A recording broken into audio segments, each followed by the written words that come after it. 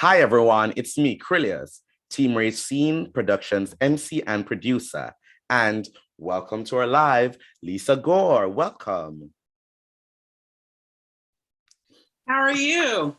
I am doing well. It is great to have you here. Thanks so Thank much you. for being here. Thank you. Thank you. So let us begin. I just want you to introduce yourself to our audience and tell us a little about yourself. Okay, well, thank you. First of all, thank you for hosting this and inviting me. I really appreciate having an opportunity to talk to you and the DC residents about me and my campaign.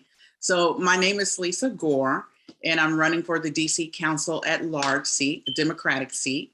And I originally grew up in Virginia with my mom and dad and my brother. My dad was a small business owner. He had a construction company where he specialized in laying concrete foundations. And yes, he did teach me how to float concrete and how to work concrete at a very young age. Wow. So I'm very proud of what he taught me. And my mom was an educator in the Virginia school system. She remarried, and my stepdad was also an educator. So I grew up, with two educators and a small business owner. It was a very interesting combination. And I lived next door growing up to my grandmother and my great-grandmother. So that was a great combination of experience and having three generations of watchful eyes under me. And I went to the University of Virginia. When I graduated from UVA, I moved to Washington, D.C., started my career here with D.C. government and primarily serving families and kids that were in juvenile justice system. Most of my kids, I was hired as a bilingual probation officer. So all of my kids were Spanish speaking and my families were Spanish speaking.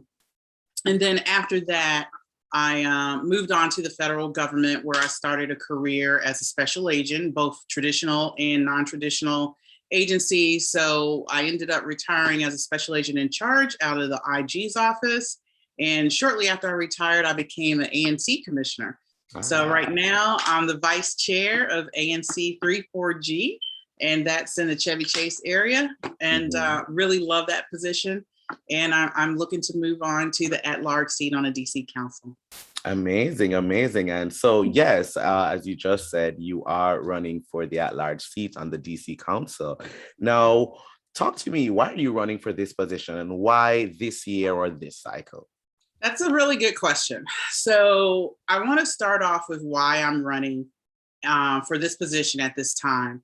And I truly believe, based on my experience, and my background, that this is the right time. I had the right experience for this particular role. We in DC are in the middle of a housing crisis. We have historic levels of displacement. We have impending evictions that we're going to be having to deal with. We have a homelessness crisis. And on top of that, our housing agencies have historically and systemically had a really difficult time delivering what the most vulnerable residents need. And we can see that just in the everyday news. So we also have crisis going on at the DC Housing Authority with conflict of interest. A couple years ago, we had DCHD that had to give back, I believe, $15 million because it wasn't spent in time, and that was federal money designated to affordable housing. So my background is as a special agent and as a senior manager in the Inspector General's Office of HUD, dealt with these issues, federal housing issues. In terms of investigation, so that's looking at where there's fraud, waste, and abuse, public corruption, and housing authority management, and not just housing authorities, but agencies that deliver federal dollars of housing funds. And then coupled with that is the oversight experience that came with that. So that's, I did that for about 23 years, and not only in DC, but across the country. So I had an opportunity to look at operations and the delivery of housing services by providers, grantees, public housing authorities, sub-grantees, all across this country. So I have a ton of housing federal oversight experience. And based on that experience, we're definitely in trouble, and we definitely need to change the way we're going. These issues are systemic, which basically means they did not start yesterday. They started years ago, but our council, some members of the council, we have still not been able to rectify where we are. And we are only going to get there with a great level of oversight and understanding how these issues work, and having a willingness to do what we need to do to increase our level of oversight and accountability in those issues to get them resolved. So I think that positions me extremely uniquely, not just across the members or the other candidates in this race, but also, you know, people that are currently on the council. My expertise is rare. And I want to bring that to DC because we need it. We need somebody that's going to stand up to, you know, interest. My campaign is based on justice first, and that's what I've always fought for. So I like that's that. why I'm in it now. I love that. I love that. So along with, you know, the housing crisis and affordable housing here in DC, what other issues are you, you know, really passionate about and you'd like to, you know, get your hands on if elected to the council?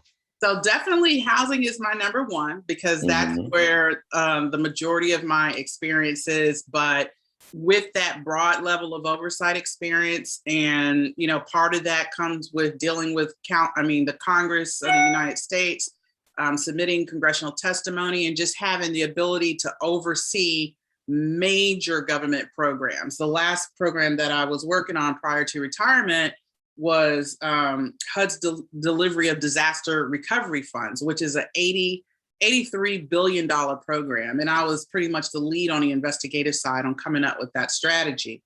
But in addition to that, definitely education. So I am a mom. My son is at Wilson High School right now. He went through DCPS schools, and we have a problem, and we have an urgent problem. Not only do we have a problem, but it is urgent that we get our kids on track. We cannot continue to allow, especially our Black and brown kids, continue to have a wide gap in education and go from year to year thinking it's okay without urgency in the resolution of that. I really believe strongly in parent participation in that process. Moms and dads out there struggle dealing with DCPS as an institution. I know I do. It's extremely overwhelming to deal with. In addition to everything you got going on in your life, it's a challenge. So I think parents need a greater voice at the table. And then coming from a family that has an education background, and then I didn't mention my stepsister. She's a college professor along with her husband. So I got a lot of educators in my family. Yes. They talk about, you know, just how difficult it is. And then, you know, my experience with teachers here, they need support. They need support in the classroom, and they need to be listened to. So I am all for any change that we need to make to give our kids and our teachers a leg up. One of the things that I recommend in my platform, and I came out very, very early in stating this, you know, our education committee was disbanded on a council a while ago. And I really believe that we need to bring that back. Education needs its own oversight. And being an oversight professional of over 20 years, you get stretched thin on committees. And when you have a dedicated committee, that changes the level of oversight that you can provide to programs. My other passion project, and I shouldn't say passion project, but passion thing that I'm really interested is in environmental justice. We have in DC areas within our city that are going through issues right now. So you look at the Brentwood bus barn. and how they're fighting in Ward 5 to prevent that facility from coming there.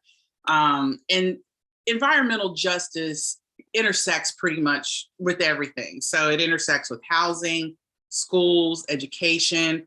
You look at some of our public housing that's in disrepair, that we can make cleaner and greener. Same thing with our schools, and definitely our transportation.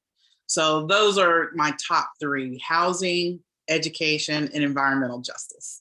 Awesome, awesome. And so let me ask, so for anyone who's wondering when voting begins, when does early voting begin? When is the election? All of that, because I know there are some people wondering that many people just don't know stuff. So Yeah, well, we want to get them prepared because this yes, is we going to be do.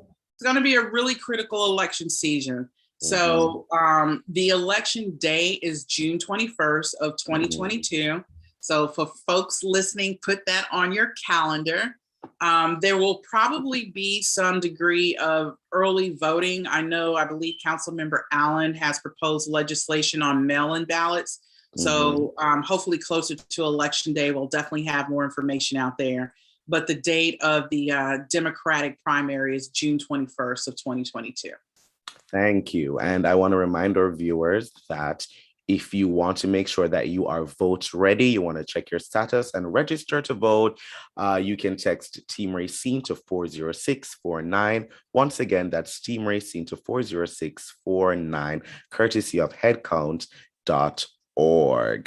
Lisa, thank you so much for joining me today. It has been such a pleasure talking with you. You're welcome. How can people connect with you, learn more about you and your campaign, and support if needs be? Well, we definitely need their support. This is going to be a race that I'm going to be running very hard to win. And my campaign site is gore4dc.com, and that's GOREFORDC.com. And you can find me on social media at gore4dc again. And you can contact the campaign by email at info@gore4dc.com. Awesome. Thank you so much. And I want to remind our viewers that you'll find all of those links in the description below. And don't forget to like, comment, share on Team Racine social media. Thank you so much for joining me today. Thank you. I appreciate Thank you. it. Okay. Bye-bye. Certainly. And to our viewers, thank you for watching.